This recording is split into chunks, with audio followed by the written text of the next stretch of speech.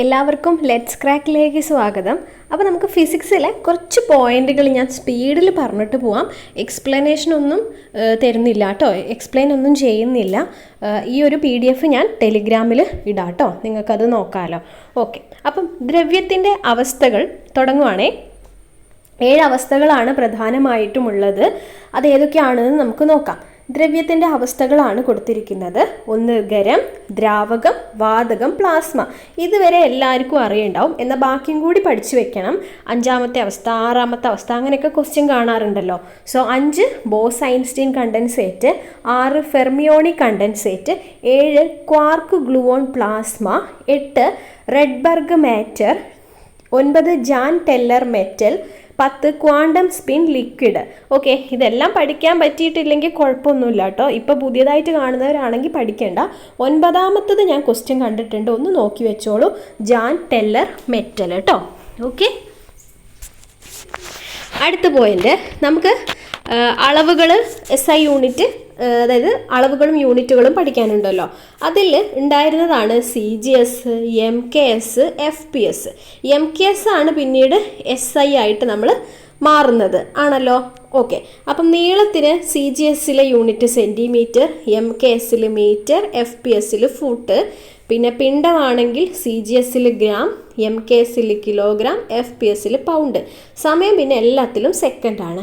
Okay, പോയിന്റുകൾ നിങ്ങൾക്ക് pose ചെയ്തിട്ടൊന്ന് വായിച്ചു നോക്കാം. ഞാൻ പറയുന്നത് കേട്ടിട്ടില്ലെങ്കിലും കുഴപ്പമില്ല കേട്ടോ.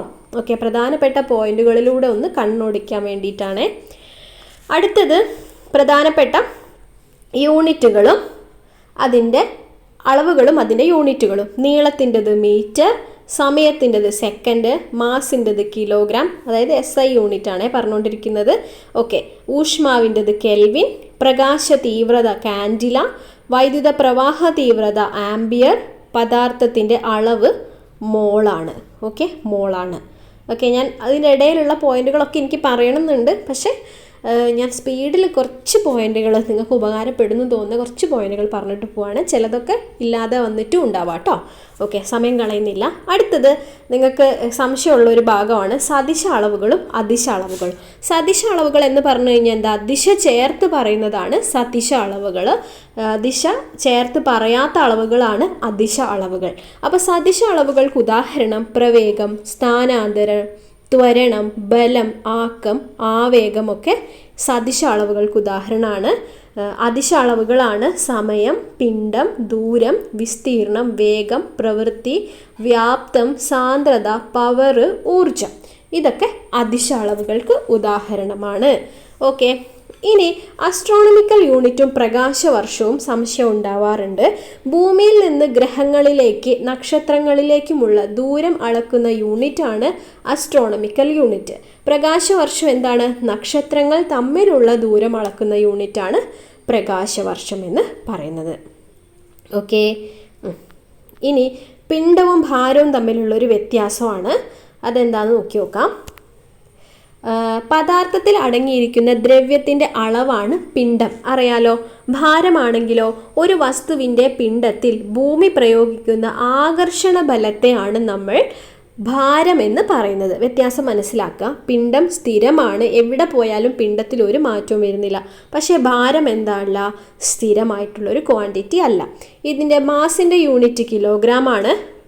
നമ്മുടെ ഭാരത്തിൻ്റെ യൂണിറ്റ് വരുന്നത് ന്യൂട്ടൺ എന്ന് എഴുതി കാണാം നമ്മൾ, അത് ശരിയാണ്. അല്ലെങ്കിൽ kilogram metre per second square എന്ന് പറയുന്നു. അതായത് ബലമാണല്ലോ. ബലം എന്ന് പറഞ്ഞു കഴിഞ്ഞാൽ നമ്മൾ F = ma എന്നല്ലേ എഴുതുന്നത്. എമ്മിൻ്റെത് കിലോഗ്രാം, എ എന്ന് പറഞ്ഞു കഴിഞ്ഞാൽ ആക്സിലറേഷൻ ഡ്യൂ ടു ഗ്രാവിറ്റി ആണ്, മീറ്റർ പെർ സെക്കൻഡ് സ്ക്വയർ ആണ്. അതുകൊണ്ടാണ് കേട്ടോ kilogram metre per second square എന്ന് എഴുതിയത്. ഓക്കെ, ഇനി പിണ്ഡം അളക്കാൻ ഉപയോഗിക്കുന്ന ഉപകരണമാണ് ത്രാസ്. ഓക്കെ, സാധാരണ ത്രാസ്. പിന്നെ ഭാരം അളക്കാൻ വേണ്ടിയിട്ട് ഉപയോഗിക്കുന്നതാണ് സ്പ്രിംഗ് ത്രാസ്. ഓക്കെ, അടുത്ത പോയിന്റ് ചലന സമവാക്യങ്ങളാണ് കൊടുത്തിരിക്കുന്നത്.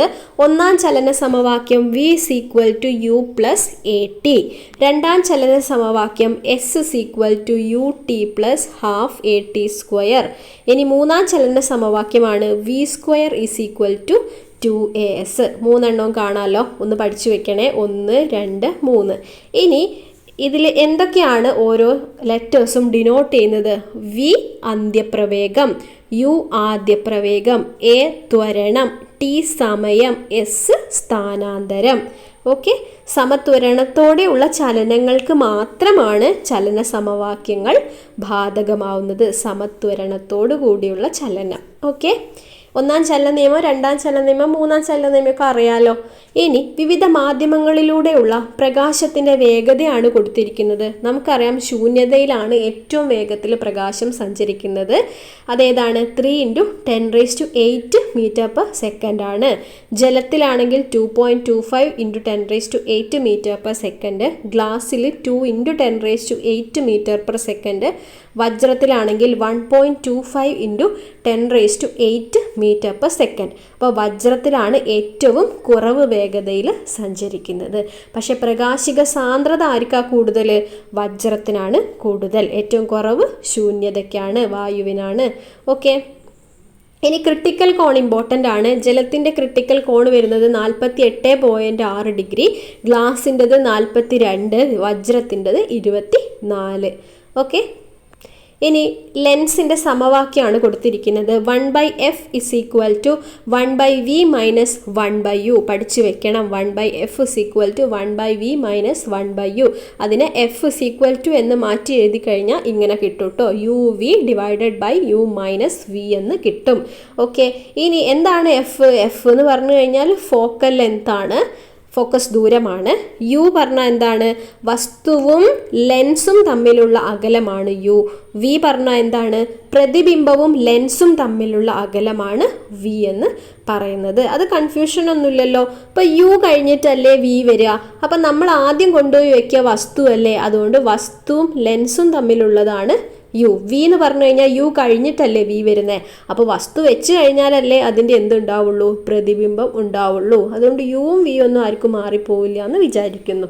ഓക്കെ, അടുത്തത് പ്രതിബിംബങ്ങളുടെ എണ്ണം കാണാനുള്ള ഒരു സമവാക്യമുണ്ട് നമുക്ക് പഠിക്കാൻ. n = 360 degree / θ - 1. തീറ്റ എന്ന് പറഞ്ഞു കഴിഞ്ഞാൽ എന്താണ്? ദർപ്പണങ്ങൾ തമ്മിലുള്ള കോണളവാണ്. അപ്പോൾ ഏറ്റവും ചെറിയ കോണിൽ വെക്കുമ്പോഴായിരിക്കും നമുക്ക് ഏറ്റവും കൂടുതൽ പ്രതിബിംബങ്ങൾ കിട്ടുന്നത്. Okay, n = 360 divided by theta minus 1. ഇനി അടുത്ത പ്രധാനപ്പെട്ട ഒരു ഇക്വേഷനാണ് f = r/2 അല്ലെങ്കിൽ r = 2f. ഒരു ഗോളീയ ദർപ്പണത്തിൻ്റെ ഫോക്കസ് ദൂരം f, ആ ദർപ്പണത്തിൻ്റെ വക്രത ആരം r, അതിൻ്റെ പകുതി 6 ആണെങ്കിൽ എന്താണ് റിലേഷൻ പറഞ്ഞിരിക്കുന്നത്? ഫോക്കസ് ദൂരം ആ ദർപ്പണത്തിൻ്റെ വക്രത ആരത്തിൻ്റെ പകുതി ആയിരിക്കും. അതാണ് f = r/2. r = 2f. Okay, അടുത്തത് തരംഗദൈർഘ്യവുമായി ബന്ധപ്പെട്ടിട്ടുള്ളതാണ്. അതായത് തരംഗദൈർഘ്യം ഏറ്റവും കൂടിയ നിറമാണ് ഏത്? ചുവപ്പ്. ഇനി ആവൃത്തി ഏറ്റവും കുറഞ്ഞ നിറമാണ് ചുവപ്പ്. തരംഗദൈർഘ്യം കുറഞ്ഞ നിറമാണ് വയലറ്റ്. ആവൃത്തി കൂടിയ നിറമാണ് വയലറ്റ്. അതായത് ആവൃത്തിയും തരംഗദൈർഘ്യം ഓപ്പോസിറ്റ് ആണല്ലോ. തരംഗദൈർഘ്യം കൂടുമ്പം എന്തായിരിക്കും? ആവൃത്തി കുറയും. അപ്പോൾ ഏതെങ്കിലും ഒന്ന് പഠിച്ചു വെക്കാം. നമുക്കറിയാം ചുവപ്പിന് തരംഗദൈർഘ്യം കൂടുതലാണ്, അതുകൊണ്ട് തന്നെ ആവൃത്തി കുറവാണ്. ആവൃത്തി എന്ന് പറഞ്ഞു കഴിഞ്ഞാൽ ഫ്രീക്വൻസി. ഓക്കെ, ഇനി ദൃശ്യപ്രകാശത്തിൻ്റെ തരംഗദൈർഘ്യം എത്രയാണ്? 400 നാനോമീറ്റർ മുതൽ 700 നാനോമീറ്റർ വരെയാണ്. ഇനി നമുക്ക് പ്രാഥമിക വർണ്ണങ്ങളും ദ്വിതീയ വർണ്ണങ്ങളും പഠിക്കാനുണ്ട്. പ്രാഥമിക വർണ്ണങ്ങൾ പനിച്ചുവാണ്. അത് ഏതൊക്കെയാണ്? പച്ച, നീല, ചുവപ്പ്. ഇനി അത് ചേർന്നിട്ടുണ്ടാവുന്നതിനെയാണ് നമ്മൾ ദ്വിതീയ വർണ്ണങ്ങൾ എന്ന് പറയുന്നത്. അതിൻ്റെ കോഡൊക്കെ അറിയാലോ, വീണ്ടും വീണ്ടും പറയുന്നില്ല. ചുവപ്പും നീലയും ചേർന്നാൽ മജന്ത, പച്ചയും ചുവപ്പും ചേർന്നാൽ മഞ്ഞ, നീല പച്ച ചേർന്നാൽ സിയാൻ. ഇതിനെയാണ് നമ്മൾ ദ്വിതീയ വർണ്ണങ്ങൾ എന്ന് പറയുന്നത്.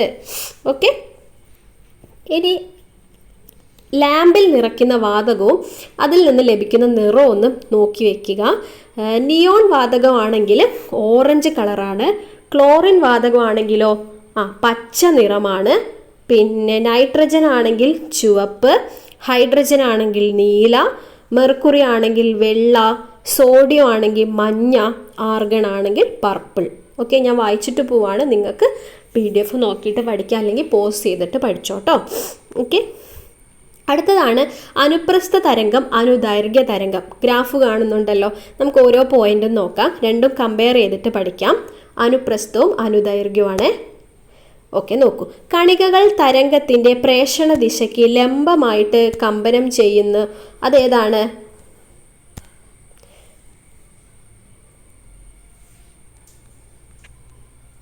അനുപ്രസ്ഥ തരംഗമാണ് ഇവിടെ ഉള്ളത്, മാറിപ്പോണ്ട. അനുപ്രസ്ഥമാണ് കണികകൾ തരംഗത്തിൻ്റെ പ്രേഷണ ദിശയ്ക്ക് ലംബമായി കമ്പനം ചെയ്യുന്നു. അതായത് പ്രകാശമാണെന്ത് അനുപ്രസ്ഥ തരംഗത്തിന് ഉദാഹരണം.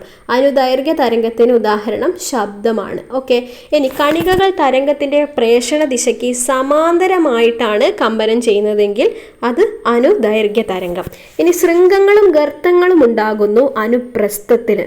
അപ്പോൾ അനുദൈർഘ്യത്തിലോ ഉച്ചമർദ്ദ മേഖലകളും നീചമർദ്ദ മേഖലകളും ഉണ്ടാകുന്നു. ഇനി ഖരവസ്തുക്കളുടെയും ദ്രാവകങ്ങളുടെയും ഉപരിതലത്തിൽ രൂപം കൊള്ളുന്നത് അനുപ്രസ്ഥ തരംഗങ്ങളാണ്. അനുദൈർഘ്യമാണെങ്കിലോ ഖരം, ദ്രാവകം, വാതകം ഇവയിലെല്ലാം ഉണ്ടാവുന്നു. ഒന്നും കൂടി വായിച്ചു നോക്കിയിട്ട് പോവുക. ഓക്കെ, ഇനി അടുത്തതാണ് നമുക്കറിയാം V= എന്താണ്? എഫ് ലാംഡയാണ്. എഫ് ഫ്രീക്വൻസി, ലാംഡ തരംഗ ദൈർഘ്യമാണ് കൊടുത്തിരിക്കുന്നത്. ഓക്കെ, വെലോസിറ്റി കാണാനുള്ള ഇക്വേഷനാണ് V= എഫ് ലാംഡ എന്ന് പറയുന്നത്. ഇനി അടുത്തത് അൾട്രാസോണിക്കും ഇൻഫ്രാസോണിക്കുമാണ്. മനുഷ്യൻ്റെ ശ്രവണ പരിധിയിലും ഉയർന്ന ശബ്ദമാണ് അൾട്രാസോണിക് സൗണ്ട്, അതായത് 20 കിലോ ഹെഡ്സിൽ കൂടുതൽ. അപ്പം ഇൻഫ്രാസോണിക്കോ 20 ഹെഡ്സിൽ, ശ്രദ്ധിക്കുക 20 കിലോ ഹെഡ്സ് എന്നൊക്കെ ചിലപ്പോൾ ഓപ്ഷനിലുണ്ടെങ്കിൽ കൃത്യമായിട്ട് വായിക്കുക കേട്ടോ, എന്നിട്ട് ആൻസർ ചെയ്യുക. അപ്പം 20 ഹെഡ്സിൽ കുറവാണെങ്കിൽ അത് ഇൻഫ്രാസോണിക്. ഓക്കെ ആണോ? അൾട്രാസോണിക് നമ്മൾ എന്തിനാണ് പഠിച്ചത്? വവ്വാലിൻ്റെ കാര്യം പഠിച്ചു.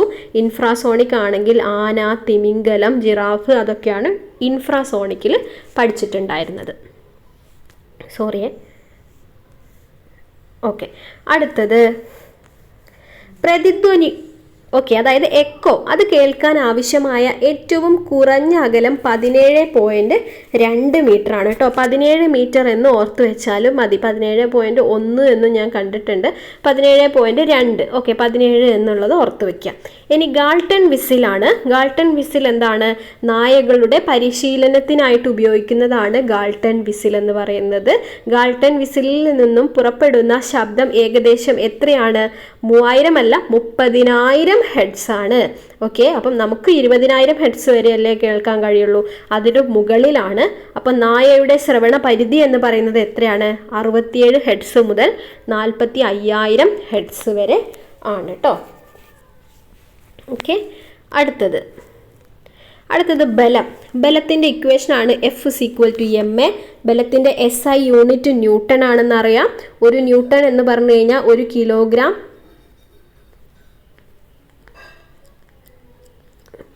മീറ്റർ/സെക്കൻഡ് പോരല്ലോ, മീറ്റർ/സെക്കൻഡ്² എന്ന് വേണ്ടേ? ഓക്കെ, ബലത്തിൻ്റെ CGS യൂണിറ്റ് പഠിച്ചു വെക്കുക, ഡൈനാണ്. ഒരു ന്യൂട്ടൺ = 10⁵ ഡൈനാണ് കേട്ടോ. 10⁵ ഡൈനാണ്. അടുത്തത് മർദ്ദം. മർദ്ദം എന്ന് പറഞ്ഞു കഴിഞ്ഞാൽ ഒരു അദിശ അളവാണ്. അതിൻ്റെ SI യൂണിറ്റ് പാസ്കലാണ്. മർദ്ദത്തിൻ്റെ CGS യൂണിറ്റ് ആണ് ബാർ എന്ന് പറയുന്നത്. ഒരു ബാർ = 10⁵ പാസ്കൽ അല്ലെങ്കിൽ 10⁵ Nm/m² എന്ന് പറഞ്ഞാലും ശരിയാണ്. മർദ്ദത്തിൻ്റെ മറ്റൊരു യൂണിറ്റ് ആണ് ഇത് ടോർ എന്ന് പറയുന്നത്. ടോർ. അപ്പോൾ പാസ്കൽ, ബാർ, ടോർ ഇതൊക്കെ മർദ്ദത്തിൻ്റെ യൂണിറ്റാണ്. അടുത്തത് ആർക്കിമിഡീസ് തത്വമാണ്. ഞാനൊന്ന് വായിക്കാം. ഒരു വസ്തു ഭാഗികമായോ പൂർണ്ണമായോ ഒരു ദ്രവത്തിൽ മുങ്ങിയിരിക്കുമ്പോൾ അതിൽ അനുഭവപ്പെടുന്ന പ്ലവക്ഷമ ബലം വസ്തു ആദേശം ചെയ്യുന്ന ദ്രവത്തിൻ്റെ ഭാരത്തിന് തുല്യമായിരിക്കും. ഇത് പ്രസ്താവിക്കുന്ന തത്വമാണ് ആർക്കിമിഡീസ് തത്വം. മുങ്ങിക്കിടക്കുന്ന വസ്തുവിൻ്റെ സാന്ദ്രത ദ്രവത്തേക്കാൾ കൂടുതലാണെങ്കിൽ വസ്തു താഴ്ന്നു പോകും. കാരണം വസ്തുവിൻ്റെ ഭാരം മുകളിലേക്കുള്ള ബലത്തേക്കാൾ കൂടുതലാണ്. അപ്പോൾ വസ്തുവിൻ്റെ സാന്ദ്രത കൂടുതലാണെങ്കിൽ അത് എന്ത് ചെയ്യും? താഴ്ന്നു പോകുന്ന പറയുന്നത്. ഓക്കെ, ഇനി അടുത്ത പ്രധാനപ്പെട്ട പോയിന്റാണ് പാസ്കൽസ് ലോ എന്ന് പറയുന്നത്. ഒരു സംവൃത വ്യൂഹത്തിൽ അടങ്ങിയിരിക്കുന്ന ദ്രാവകത്തിന്റെ ഏതെങ്കിലും ഒരു ഭാഗത്ത് പ്രയോഗിക്കുന്ന മർദ്ദം എല്ലാ ഭാഗത്തും ഒരുപോലെ അനുഭവപ്പെടും. നമ്മുടെ ഫ്ലഷ് ടാങ്കും അതേപോലെ തന്നെ പേസ്റ്റിൻ്റെ കാര്യമൊക്കെ നമ്മൾ പറയുന്നത്.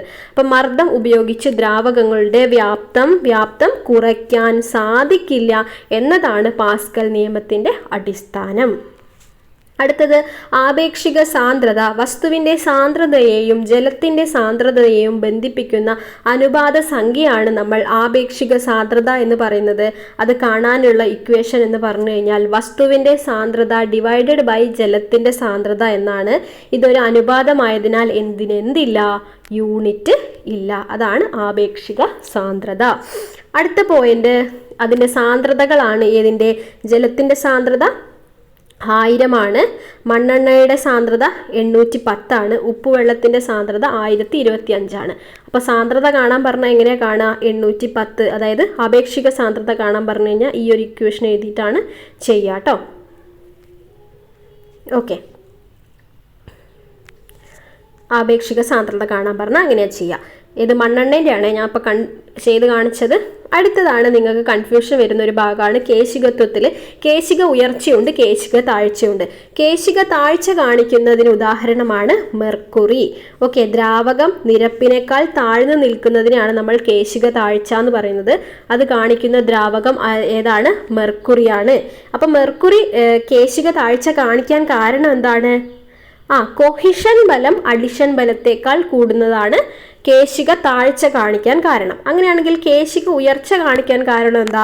അഡിഷൻ ബലം കൊഹിഷൻ ബലത്തേക്കാൾ കൂടുന്നു. അപ്പോൾ അഡിഷൻ ബലമാണ് ഇവിടെ കൂടുതൽ കേശിക ഉയർച്ചയ്ക്ക്. അത് കാണിക്കുന്ന ദ്രാവകമാണ് ജലം. അപ്പോൾ കേശിക താഴ്ച മെർക്കുറി, കേശിക ഉയർച്ച ജലം. ഓക്കെ, അടുത്തതാണ് ബെർണോളിസ് തത്വം. വായു വേഗത്തിൽ ചലിക്കുമ്പോൾ വേഗത്തിൽ ചലിക്കുമ്പോൾ മർദ്ദം കുറയുന്നു എന്നതാണ് ബെർണോളിസ് തത്വം. ഇത് ആവിഷ്കരിച്ചത് ബെർണോളി എന്ന ശാസ്ത്രജ്ഞനാണ്. ഇത് ഉപയോഗപ്പെടുത്തുന്ന സന്ദർഭങ്ങളാണ് പഠിച്ചു വെക്കേണ്ടത്. വിമാനം വായുവിൽ ശരിയായി പറക്കുന്നത്, പിന്നെ ഫിൽറ്റർ പമ്പുകൾ, പെർഫ്യൂമുകളിലെ സ്പ്രേയർ, കീടനാശിനി തളിക്കാനുള്ള സ്പ്രേയർ, ബൺസൺ ബർണർ. അപ്പോൾ വിമാനമാണ് അധികം ക്വസ്റ്റ്യനിൽ കണ്ടിട്ടുള്ളത്. ബെർണോളിസ് തത്വമാണ് കേട്ടോ. അടുത്തതാണ് നമ്മൾ ജി പഠിച്ചിട്ടുണ്ടായിരുന്നല്ലോ, GM/R² എന്നൊക്കെ പറഞ്ഞിട്ട് പഠിച്ചിട്ടുണ്ടായിരുന്നല്ലോ. അപ്പോൾ ജീൻ്റെ വാല്യൂ ധ്രുവപ്രദേശങ്ങളിൽ എത്രയാണ്? 9.83 ആണ്, കൂടുതലാണ്. ഭൂമധ്യരേഖാ പ്രദേശത്ത് കുറവാണ്, 9.78 ആണ്. നമ്മൾ ജി എടുക്കാറുള്ളത് 9.8 m/s² എന്നാണ് കോമൺ ആയിട്ട് എടുക്കാറ്. പ്രോബ്ലംസിനൊക്കെ വേണ്ടിയിട്ട് നമ്മൾ 10 m/s² എന്ന് എടുക്കാറുണ്ട് കേട്ടോ. ഓക്കെ, അടുത്തത് ഭൂമിയിൽ നിന്നുള്ള പലായന പ്രവേഗം. 11.2 km/s ആണ്. ചന്ദ്രനിലാണെങ്കിലോ 2.38 km/s ആണ്. ഓക്കെ, അടുത്ത ചോദ്യം. ഇനി ഉത്തോലകങ്ങളാണ്, ഇതും കൂടി ഞാൻ ഉൾപ്പെടുത്തിയിട്ടുള്ളൂ കേട്ടോ. ഓക്കെ, ഉത്തോലകങ്ങൾ നോക്കാം. 1ാം വർഗ ഉത്തോലകങ്ങളാണ് സീസോ, പ്ലെയർ, കപ്പി, നഖം വെട്ടി, കത്രിക, ത്രാസ്. ഓക്കെ, 2ാം വർഗ ഉത്തോലകമാണ് നാരങ്ങാഞ്ഞെക്കി, ബോട്ടിൽ ഓപ്പണർ, പാക്കുവെട്ടിയൊക്കെ അതിന് ഉദാഹരണമാണ്. ഇനി 3ാം വർഗ്ഗമാണെങ്കിൽ ഐസ് ചവച്ചു എന്നല്ലേ നമ്മൾ കോഡ് പറയാറില്ലേ? അതൊക്കെ എല്ലാവർക്കും അറിയുന്നതല്ലേ, ഐസ് ചവച്ചു. അപ്പോൾ എന്തൊക്കെയാണ് വരുന്നത്? ഐസ് ടോങ്സ് ഉണ്ട്, ചവണയുണ്ട്, ചൂണ്ടയുണ്ട്. ഓക്കെ, 1നും 2നൊക്കെ കോഡുകൾ ഉണ്ടാവും കേട്ടോ. അറിയുന്നവർ കമൻറ്റ് ചെയ്തിട്ടോളൂ. അപ്പം സ്വന്തമായിട്ട് കോഡ് ഉണ്ടാക്കിയിട്ടുണ്ടാവും, അല്ലെങ്കിൽ എവിടെന്നെങ്കിലും പഠിച്ച കോഡുകളൊക്കെ ഉണ്ടാവും. എന്തായാലും കോഡ് ഇതിനുണ്ടായിരിക്കണം. ഓക്കെ, അപ്പോൾ ഇത്ര പോയിൻറ്റ്സേ ഞാൻ എടുത്തിട്ടുള്ളൂ. കുറച്ച് പ്രധാനപ്പെട്ട പോയിന്റുകളും കൺഫ്യൂഷൻ ഉണ്ടാകുന്ന കുറച്ച് പോയിന്റുകളും എടുത്തിട്ടതാണ് കേട്ടോ. ഓക്കെ, അപ്പോൾ എല്ലാവരും നന്നായിട്ട് പ്രിപ്പയർ ചെയ്യൂ. പറ്റിയ കെമിസ്ട്രിയിലെയും ബയോളജിയിലെയും ഇടാൻ ഞാൻ നോക്കാം കേട്ടോ. ഓക്കെ, എനിക്ക് ഇത്ര പോയിന്റ്സേ പെട്ടെന്ന് കിട്ടിയിട്ടുള്ളൂ കേട്ടോ, അതിൽ ബുക്കിലൊക്കെ നോക്കിയെടുത്തപ്പം. അപ്പോൾ എല്ലാവരും നന്നായിട്ട് പഠിക്കൂ, ടെൻഷനൊന്നും അടിക്കേണ്ട, കൂളായിട്ടിരിക്കും, നന്നായിട്ട് പഠിക്കാം കേട്ടോ. All the best. Thank you.